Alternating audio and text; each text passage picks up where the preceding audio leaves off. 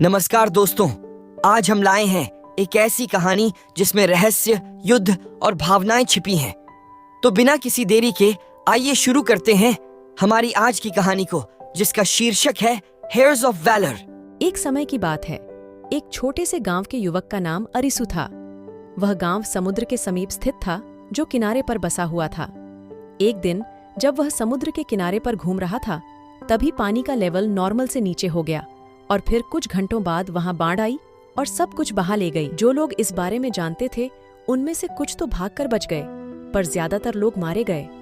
बचने वाले में अरिसु भी था, पर अरिसु की पूरी फैमिली को बाढ़ बहा ले गई। मौसम ठंड का था, बारिश में सब कुछ बह गया था। खुद को ठंड से बचाने के लिए अरिसु को कुछ कपड़े मिल गए थे। अरिसु देखता है कि बचे हुए लोग दूसरे जगह जा रहे हैं। तभी एक लड़का जो अरिसु के साथ खेला करता था अरिसु के पास आता है और बोलता है, चल अरिसु, अब यहाँ बैठने का कोई फायदा नहीं है। उस लड़के का नाम राइजन था।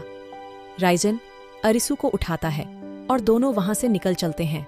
तभी अरिसु पूछता है, लेकिन हम जाएंगे कहाँ?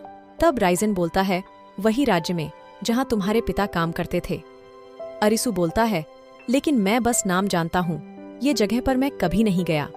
Brief information about his father. Arisu के पापा ने अरिसु की माँ से शादी करके जब अरिसु 2 साल का था तभी छोड़ दिए थे।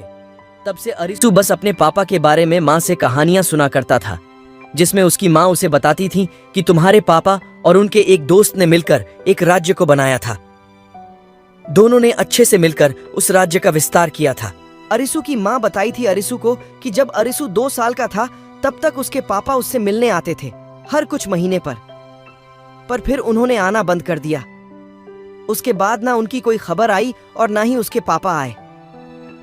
उस समय उनको ढूंढने के लिए अरिसु की माँ कई महीनों तक अलग अलग राज्य में घूमी, पर उस राज्य को नहीं ढूंढ पाई जिसके बारे उसके पापा बताया करते थे। इतना स्टोरी अरिसु और राइसेन दोनों को पता था, इसलिए दोनों उस राज्य की खोज में निकल पड़े जिसका नाम था अगस्तोपिया साम्राज्य। दोनों कई महीनों तक घूमे, कभी इस राज्य कभी उस राज्य पर अगस्तोपिया साम्राज्य का पता नहीं चला। जब दोनों जामा अंपायर में थे तब कुछ व्यापारी मिलते हैं जो कि अगस्तोपिया अंपायर से आए थे। दोनों इस नाम को सुनकर बहुत खुश हो गए थे। दोनों जाकर उन लोग से मिलते हैं। व्यापारियों के ग्रुप में 4 लोग थे। उनमें एक देखने पर ग्रुप का लीडर लग रहा था। राइजन आगे जाकर उस आदमी से अगस्टोपियन अंपायर के बारे में पता चलता है, जिसमें उन्हें पता चलता है कि यहाँ से 4 दिन का रास्ता है। व्यापारी लोगों ने बताया कि वो लोग यहाँ से कल लौटेंगे। अगस्टोपियन अंपायर में तब वो लोग दोनों को लेकर जा सकते हैं। इस पर दोनों राजी हो जाते हैं, लेकिन दिक्कत ये थी कि कल तक रहने के लिए जगह ढूंढना था। अरिसु बोलता है व्यापारी से कि तब तक के लिए रहने का जगह मिल सकता है। उस पर वो व्यापारी बोलता है, हमारे साथ चलो, हम व्यापारियों का एक मोहल्ला है जहाँ सारे दूसरे जगह से आए हुए व्यापारी रहते हैं।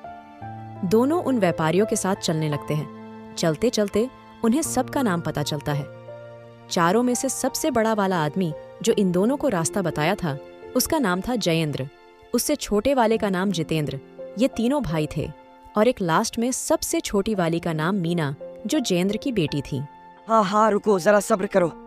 मेरी बारी, रुकावट के लिए खेद है, लेकिन कुछ ब्रीफ इंफॉर्मेशन।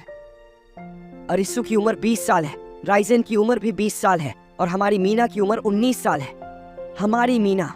हो गया तुम्हारा ब्रीफ इंफॉर्मेशन, आने से पहले बता दिया करो। ही ठीक है, बता दिया करूंगा। हाँ, तो कहानी आगे बढ़ाते हैं। बैलगाड़ी एक बड़े से टेंट में जाकर रुकती है। सारे लोग बैलगाड़ी से उतरकर टेंट की ओर बढ़ते हैं। तब मीना बोलती है, यही है वो जगह जहाँ पर हम सारे व्यापारी रुकते हैं। मीना दोनों को अंदर लेकर जाती है। अंदर बहुत बड़ा हाल जैसा था, बस बाहर वाले एरिया में टेंट था, बाकी अंदर पूरा ईंट से बना हुआ जगह था। तीनों एक जगह पर रुकते हैं। अंदर में सारे व्यापारियों के जगह बांटे हुए थे। उन्हीं सब में से एक जगह उन लोगों की थी। तीनों वही जाते हैं। मीना पहले अंदर जाती है कमरे में, फिर बाकी दोनों भी जाते हैं। अंदर अंधेरा होता है। मीना दिया जलाती है, फिर दोनों को पानी पीने को देती है। कुछ देर बाद बाकी तीनों भाई भी आ जाते हैं। खाना पीना होता है, फिर सब वही कुछ बिछवाने बिछाकर सो जाते हैं। सोते वक्त मीना बोलती है, तुम दोनों कहाँ से आए हो? तुम अकेले हो? तुम्हारे मम्मी पापा कहाँ हैं? इस पर अरिसु अपनी कहानी बता देता है। तब राइजेन पूछता है, तुम्हारी कहानी क्या है मीना? अपने बारे में भी कुछ बताओ। मीना बोलती है, मैं अगस्टोपियन अंपायर में ही रहती हूँ। कभी कभी पापा के साथ घूमने के लिए चली आती हूँ। मेरी मम्मी भी वही रहती है। मेरा एक भाई भी है, 23 साल का। वो वहाँ के राज्य में दरबार में काम करता है। उसको व्यापारी बनना नहीं था, इसलिए दरबारी बन गया। तभी जय बोलता है, तुम क्यों जाना चाहते हो? वहां तुम्हारा कोई दोस्त या कोई पहचान वाले है क्या? अरिसु बोलता है, मैं अपने पापा को ढूंढने वहां जा रहा हूं। पता नहीं जब मैं उनसे मिलूंगा तो उन्हें पहचान पाऊंगा कि नहीं, और ना ही वो मुझे पहचान पाएंगे। बस इतना पता है कि वहां के राजा के अच्छे दोस्त थे मेरे पापा। जया बोलता है, तब तो तुम भूल ही जाओ, वो 12 लोग हैं। वो लोग ऐसे ही कई लड़कियों से शादी करके उन्हें छोड़ देते हैं। अरिसु बोलता है, पर मेरी माँ ऐसा नहीं बोलती थी। उनको भरोसा था कि वो आएंगे। अगर वो नहीं आए, इसका मतलब उनके साथ कुछ बुरा हुआ है। ओ मेरी माँ से बहुत प्यार करते थे, वो कभी ऐसा नहीं करेंगे। जय बोलता है, ठीक है, मैं इस बात से मना नहीं कर रहा, बस बता रहा हूँ। अगर वो मिल जाए तो ठीक, नहीं तो हमारे साथ रहकर ढूंढना, ऐसे ही कहीं मत भटकना।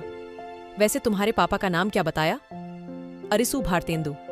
जय बोलता है, ये नाम मैंने तो नहीं सुना, कभी होंगे, मुझे नहीं पता। जयेंद्र बोलता है, अब सो जाओ, सब बाकी की बातें कल करना। अगली सुबह सब निकलने के लिए तैयार हो जाते हैं।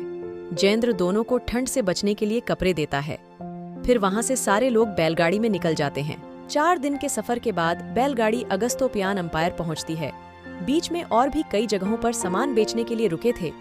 इसके बाद दोनों सबको प्रणाम करके विदाई लेते हैं। जाते जाते मीना दोनों को कुछ खाने को देती है और कहती है कि अगर जिस इंसान को तुम दोनों ढूंढ रहे हो वो ना मिले तो हमारे पास जरूर आना, ऐसे ही कहीं भी मत घूमना। दोनों हम बोलकर वहां से चले जाते हैं। मीना तब तक उन्हें देखती है जब तक दोनों गायब ना हो गए। जयेंद्र बोलता है, चलो बेटा, अब हम लोग भी अपना काम करते हैं। उम्मीद करते हैं कि दोनों को उनकी मंजिल मिल जाए। मीना सर हिलाकर हाँ का इशारा करती है। रुको रुको रुको, अब मेरी बारी। तुम्हारी कैसे? ब्रीफ इन्फॉर्मेशन पगली, ब्रीफ इन्फॉर्मेशन। हाँ हाँ ठीक ठीक, तुम बोलो। Brief information. हाँ तो 3 शादियां की है, जिसमें सबसे बड़ी वाली जिनका नाम अनुपमा है, उनसे एक भी संतान नहीं है। दूसरी वाली जिनका नाम कमाला है, उनसे 2 बेटियां हैं। और तीसरी जिसका नाम भागीरथी है, उनसे 1 बेटी है जिनका नाम मियो MIYO है। माफ करना, दूसरी वाली का बेटी का नाम तो बताया ही नहीं। उनमें से एक का नाम आद्विका और दूसरे का नाम आदर्शिनी है। राजा के एक भी बेटे ना होने की वजह से राजा को ये परेशानी है कि इनके बाद कौन राजा बनेगा। इसलिए वो एक ऐसे लड़के की तलाश कर रहे हैं जो आगे चलकर राजा के गद्दी को संभालेगा। राजा चाहता है कि उनकी तीनों बेटियों से जो लड़के शादी करने उन तीनों को परखा जाएगा, जो सबसे बेस्ट होगा उसे ही राजा बनाया जाएगा। बाकी 2 बेटियों आद्विक और आदर्शिनी के लिए तो पहले से ही लड़के चुन लिए गए हैं, जो कि उनकी माँ कमाला के ही रिश्तेदार में से है। अब बची है तो सिर्फ मियो, जो किसी लड़के को भाव ही नहीं देती, इसलिए अभी तक सिंगल है। मियो की उम्र 23 साल है, जो कि बाकी दोनों बहनों से छोटी है और उन दोनों की मियो से बिल्कुल नहीं बनती। वो दोनों अपने अलग स्वैग में रहते हैं। मियो अलग स्वैग में रहती है। सॉरी, स्पॉइलर दे दिया, इतना नहीं बोलना था मुझे। ही। तुम आदमी हो या पायजामा निशांत, तुम्हें जितना बोलने को बोला जाता है उतना क्यों नहीं बोलते हो? ये सारी बातें अभी थोड़े ना बतानी थी। ये सब तब बताते जब अरिसु आगे चलकर मिलता सबसे। खैर छोड़ो, जब बता ही दिए हो तो अच्छी बात है, मुझे ही आसान होगा आगे। तो दर्शकों, इस वीडियो में कहानी यही तक रहेगी। आगे की जर्नी के लिए अगले पार्ट में मिलेंगे। बस इतना ही, थोड़ा और आगे तक सुनाना चाहिए था ना। तुम सुना तो दिए, और कितना सुनाए। चलो ठीक ही है, तो दोस्तों मिलते हैं अगले पार्ट में। तब तक के लिए बाय बाय, टाटा, सायोनारा। इतना जापानीज जानता हूँ।